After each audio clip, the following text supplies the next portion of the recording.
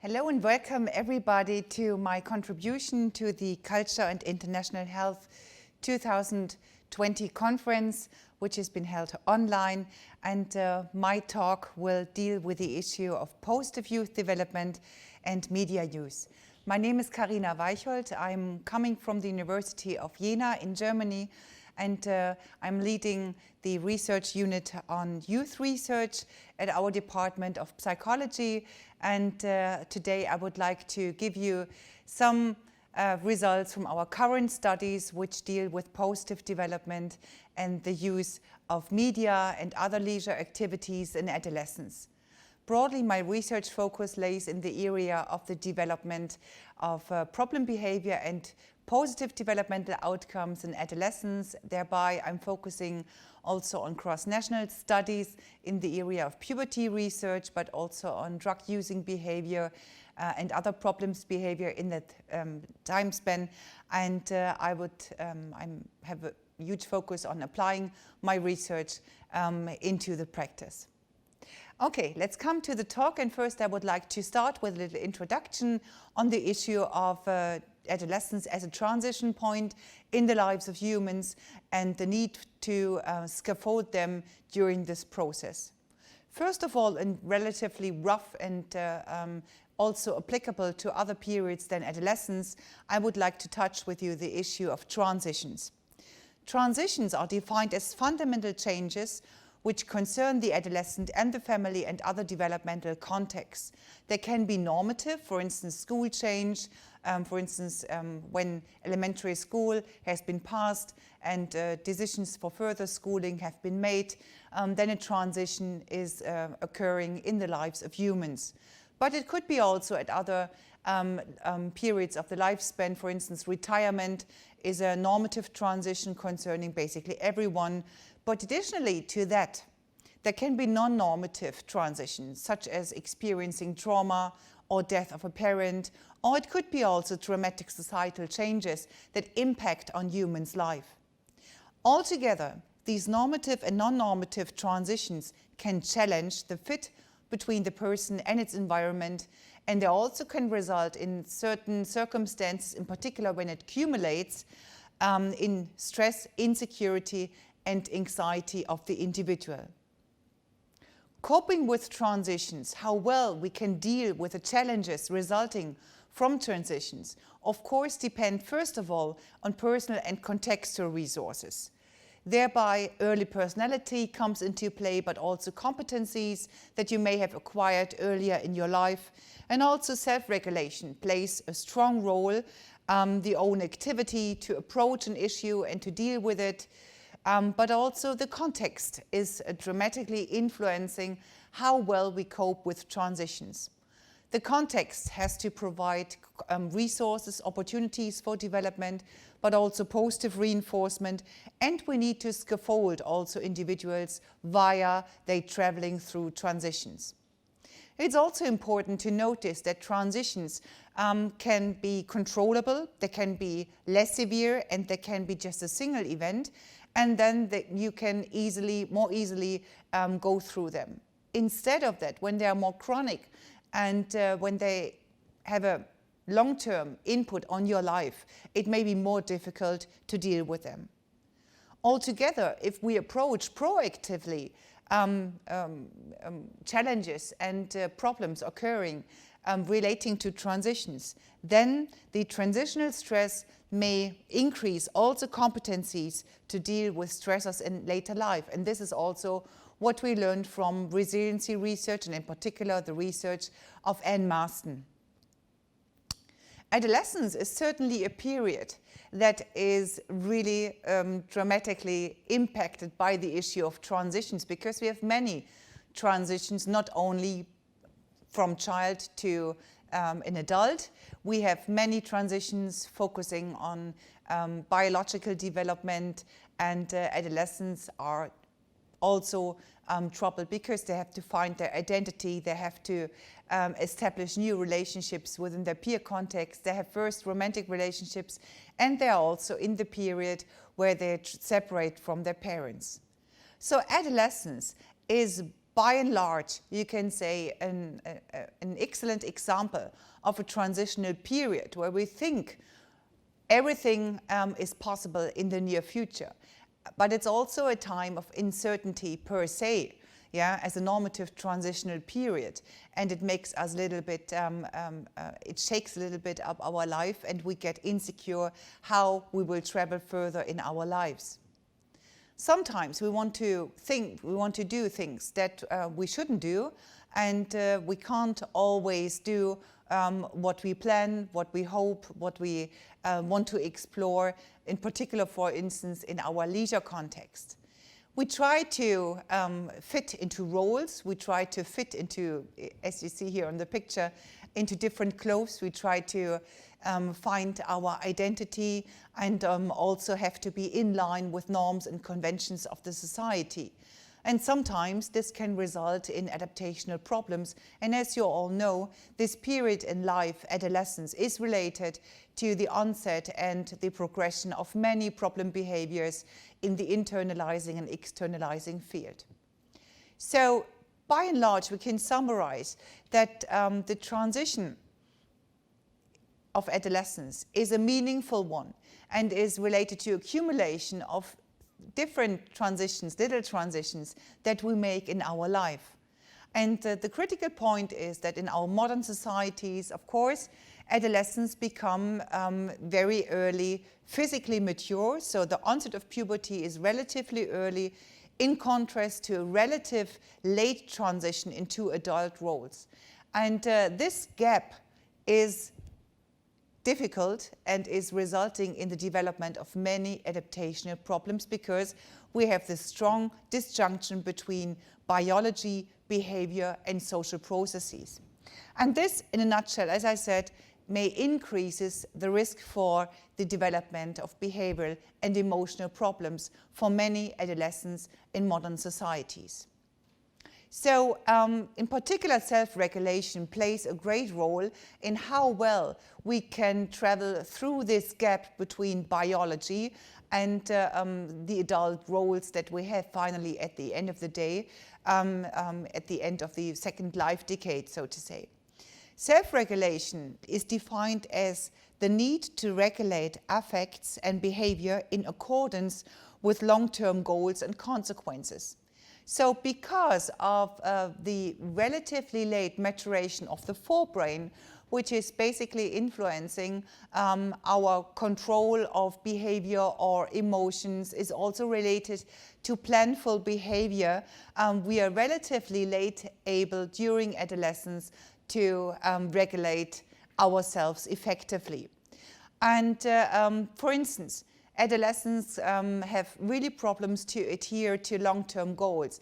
They are much more keen on a fast and quick reward of their things that they want.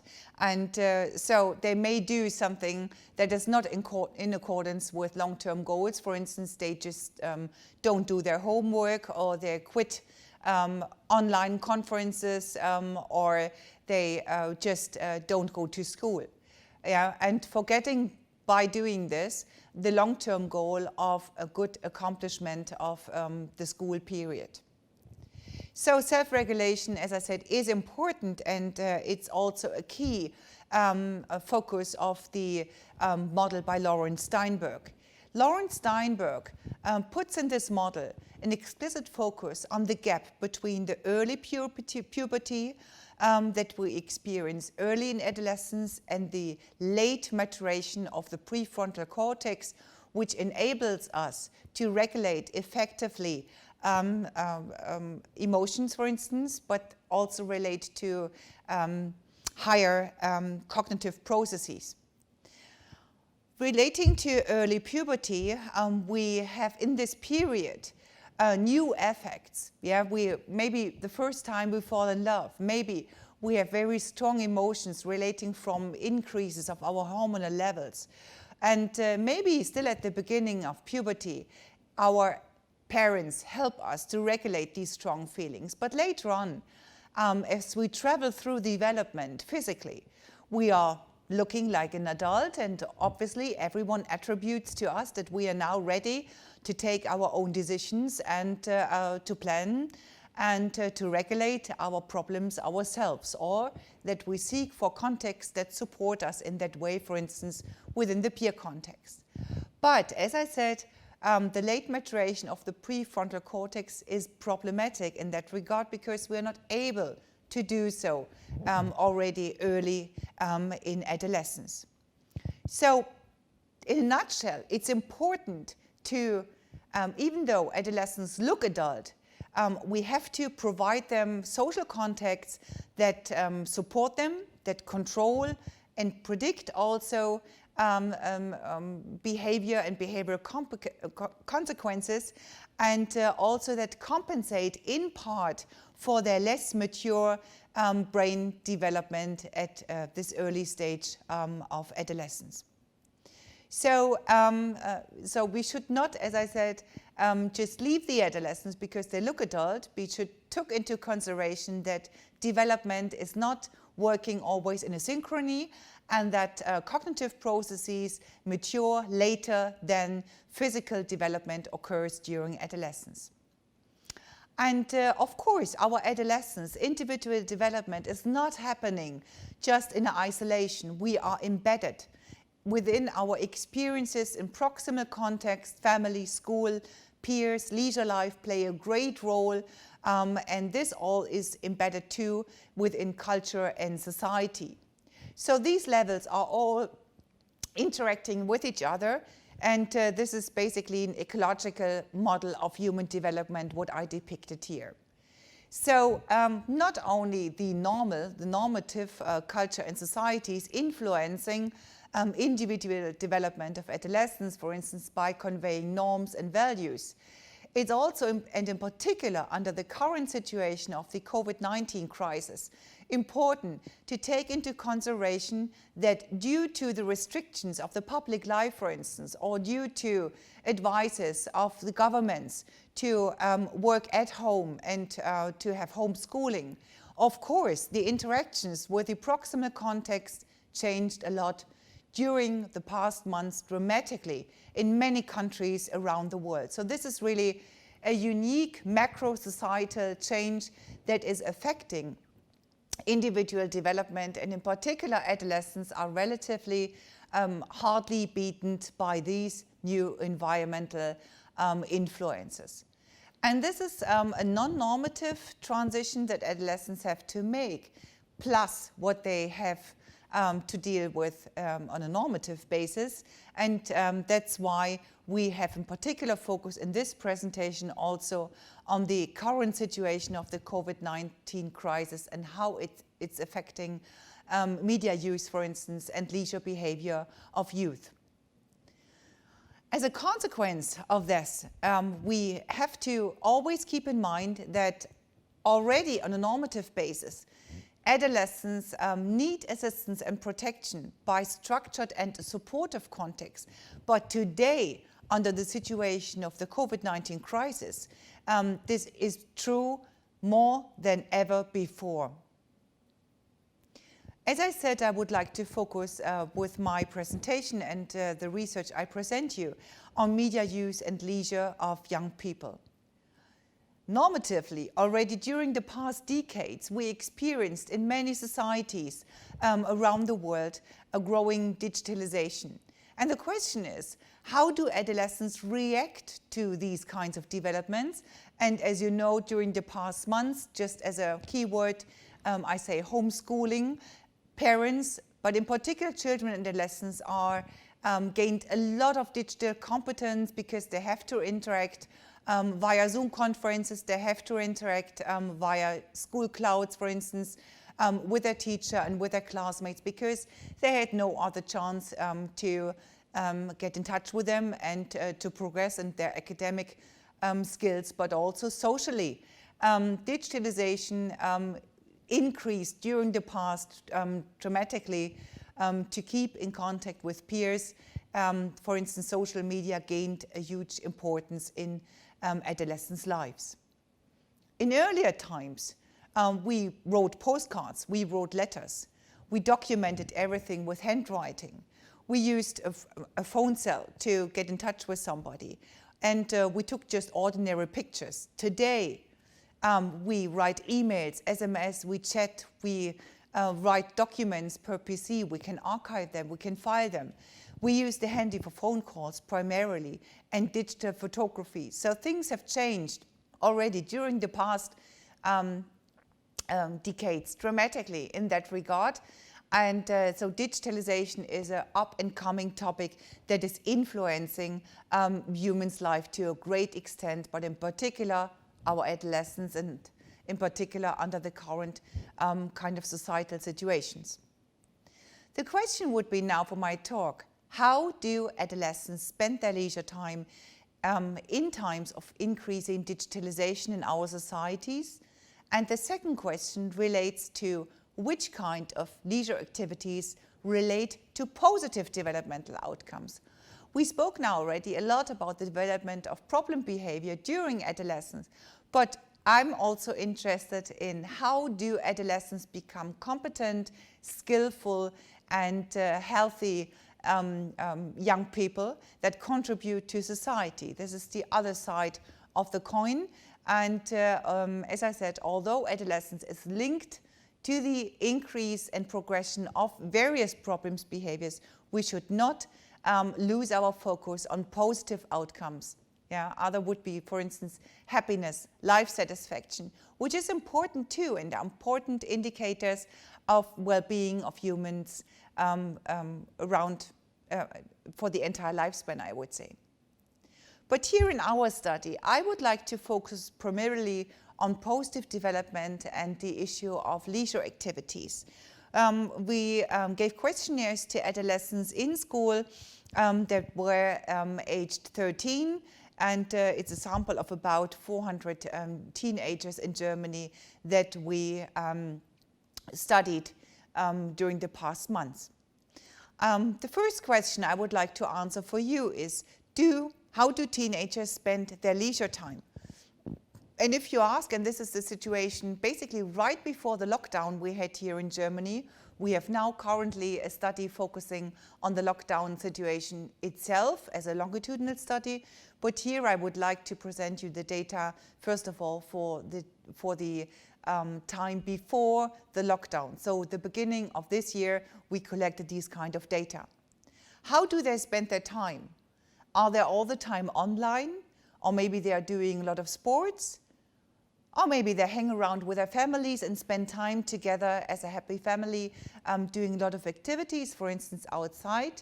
This is questions that we want to answer with our following analysis. So here you see the leisure behavior, and it sticks out from this diagram that in particular, most of the adolescents in that age groups are frequently in their leisure time online. This is 70% around that percentage that report this. We have 68% that are at home, playing video games, watching TV, listening to music. We have a lot of time that is spent within the family, and we have a high level of sportive activities into this age group. Quite a share is also creative, active. And if we look at gender differences, being creative is something very typical for females, but also educating yourself with learning new languages or reading is also more typically for females than for males in our sample. And spending time with the family and being online is also more typical for the females as compared to males. Males in turn were more active in sports, and were more active in playing video games, watching TV. So these were the kinds of activities, and you see there is quite a gender difference in this regard. So most popular, in a nutshell, is being online, being at home, being active in sports, spending time with the family, and the less popular leisure activities are going out with friends, getting involved politically at church or socially, visiting cultural events, or being outdoors. If we look already at the current situation of the COVID-19 pandemic, you can see that a couple of activities that are relatively less popular even before the lockdown, such as going out with friends, getting involved or visiting cultural events, may have not been impacted so heavily by the lockdown because there were already before the lockdown not so popular leisure activities. And in turn, we could also say, we go back one slide, that youth was already in Germany very frequently online, was at home, and this may be not so strongly touched by the lockdown situation as other activities such as being active in sports. Okay, so we will see in our further data collection how dramatically these activities have been changed over the time of the lockdown related to the COVID-19 pandemic. Now, we are interested, we saw that internet use by and large is definitely a leisure activity that is very popular in adolescents and more so in males. And this is raising the question, what are teenagers doing when they are online? So what are the particular things that they are doing online? And here I have again from our study a slide that I would introduce to you. You can see here that more than 70% report that they are primarily watching movies or videos on Netflix or YouTube and so on. We have about 60% that use social media when they are online, so they are on Facebook, Instagram, Snapchat and so on. And we have about 50% that are doing online gaming. So you see that it's relatively broadly distributed what they do online, and I can tell you that we have again here dramatic gender differences. The boys are more the ones that are gaming online and that watch videos and films online, but there are also the ones who are playing violent video games. So the girls in turn are more the user of the social media, and they are also listening radio online more frequently, as we saw in our studies for the boys. So in particular gaming, which has been always an issue and is also related to a risk to develop an addiction relating to gaming online, definitely the boys are more at risk at the girls than the girls, and the girls are the ones who are more socially active, maybe searching for positive reinforcement via the social medias and also posting things, getting rewards and getting positive replies for it is more important for the girls than for the boys, and this is also in line with developmental theories. In a nutshell, the most popular activities online were videos, series and watching movies, but also using social media or online gaming. So the question is now, what is this doing with adolescents? And also in the current situation, we have to ask this ourselves. Is this harmful? Or is this maybe relating also to positive developmental outcomes during adolescence? Maybe, first of all, you would say, well, yes, in some kinds it could be, in others this is not the case, and this is exactly what we found in our study.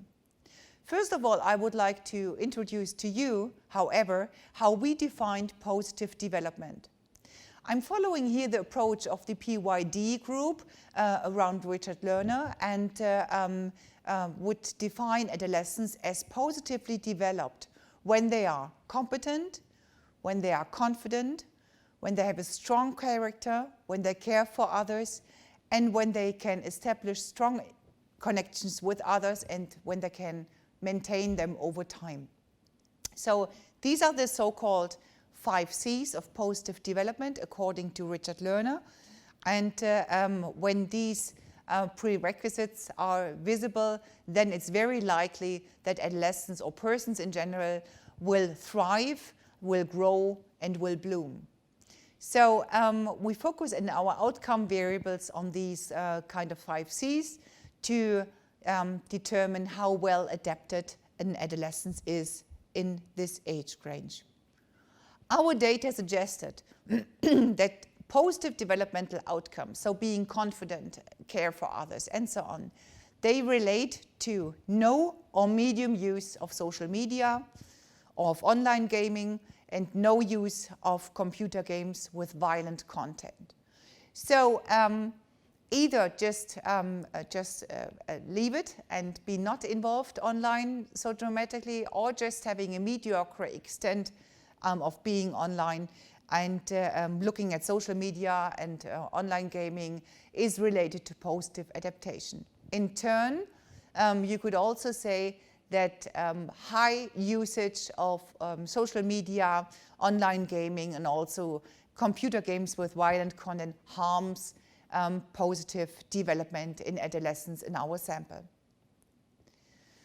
So in our study, we were not only interested in what are adolescents doing online and internet use in general, we are also focusing on other leisure activities. And I would like to look with you at what leisure activities in general are in particular present in those adolescents that show very high levels of positive outcomes.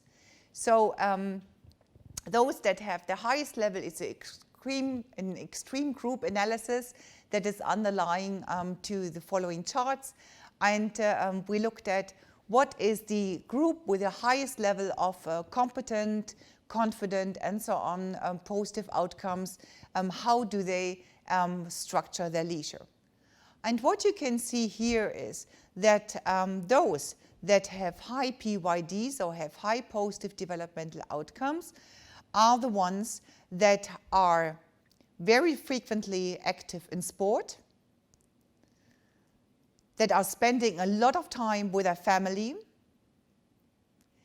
that try to educate themselves within their leisure time, and that are creative. So these are definitely leisure activities relating to positive outcomes.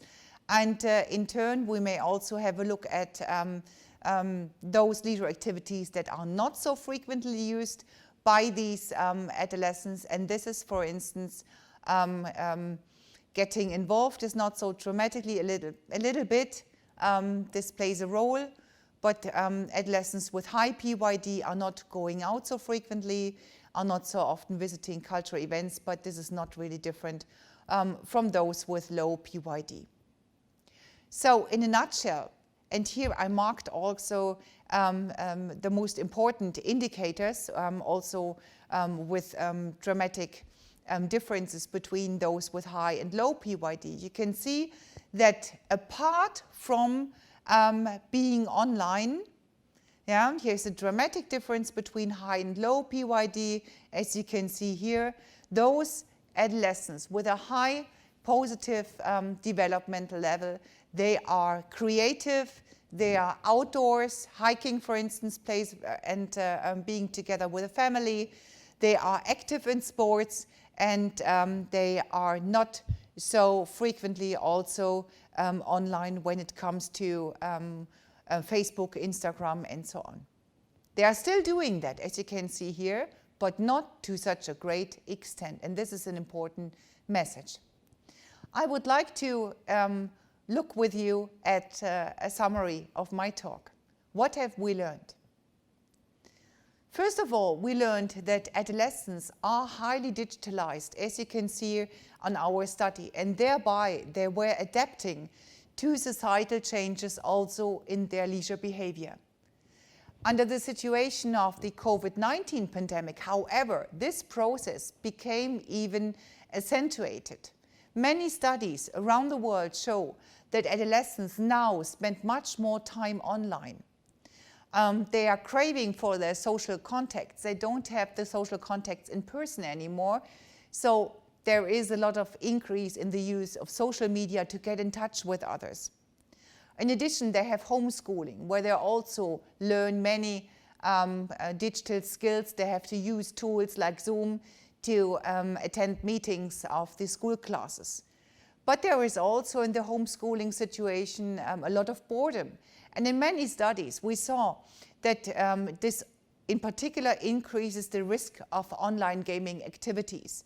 So in a nutshell, you can say being online to a moderate extent is adaptive and is okay, and is also related to positive developmental outcomes, but we should also, and in particular now, keep into mind that we have a relatively high prevalence of internet gaming disorders, which lays around the area of 4%, but this is increasing through the times of the COVID-19 pandemic. So as a consequence, we need to scaffold not only normatively the development of our adolescents, to provide them regulation from outside, to structure their life, for instance, to also go offline when they are at home and have to spend time there. We need to scaffold them in particular now, and in particular in times of homeschooling, being many hours maybe unsupervised. They have to learn to switch off in particular situations. And thereby, of course, family plays a great role, so that not only the child has to switch off technical devices, but also parents. They play a great role when it comes to media use within the family, where the children and adolescents are kept at the moment to a very high extent of their daily life. So parents also have to switch off. Basically, the whole family has to switch off technical devices for some hours during every day. And don't forget about this all, that there are many alternatives to being online.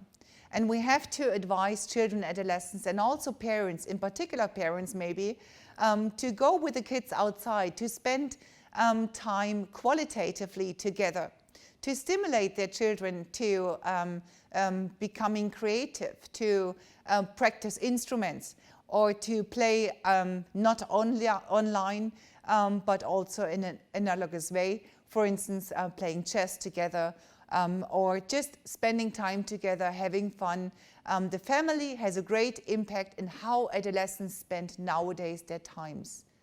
Family is important for children and adolescents, and the parents have to scaffold and guide the behavior of the children also in the life phase of adolescence, and they have to provide a support net around them, also to influence their social media use, to influence their online gaming behavior, and in general their internet behavior, in particular in these times nowadays.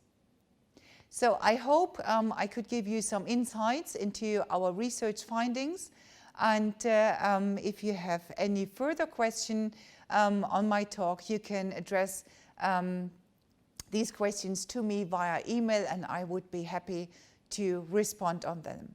Thank you very much for your attention, and I wish you a great conference with best wishes from Germany. I hope you all stay healthy and safe. Bye-bye.